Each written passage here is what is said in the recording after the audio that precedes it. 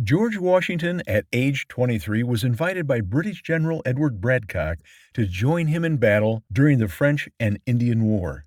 Washington's mother, Mary, was less than enthusiastic and attempted to persuade him to turn down the invitation, but Washington felt this was his calling.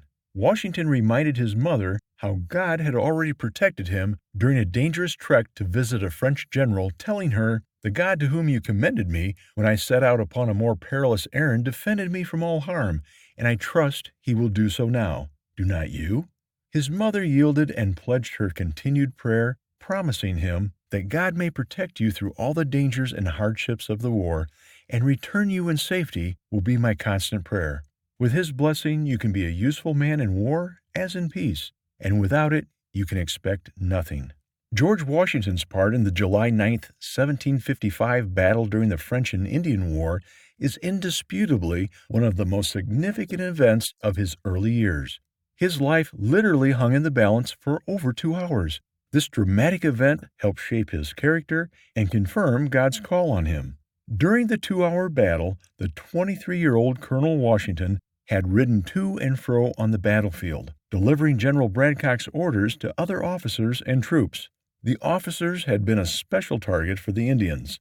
Of the 86 British and American officers, 63 were casualties. Washington was the only officer on horseback not shot down. Following the battle, Washington wrote a letter to his mother in which he readily and openly acknowledged, "By the all-powerful dispensations of Providence, I have been protected beyond all human probability or expectation, for I had 4 bullets through my coat, and 2 horses shot under me, yet I escaped unhurt, although death was leveling my companions on every side of me."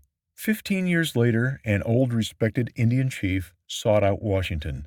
The chief, explaining that he had led the Indians against them in the battle 15 years earlier, revealed to Washington what had occurred behind the scenes during the conflict. "I am a chief and ruler over my tribes. My influence extends to the waters of the Great Lakes and to the far blue mountains. I have traveled a long and weary path that I might see the young warrior of the great battle. It was on the day when the white man's blood mixed with the streams of our forest that I first beheld this chief," referring to Washington. "I called to my young men and said, 'Quick, let your aim be certain, and he dies.' Our rifles were leveled, rifles which, but for you, knew not how to miss. 'Twas all in vain. A power mightier far than we shielded you. I have come to pay homage to the man who is the particular favorite of heaven, and who can never die in battle."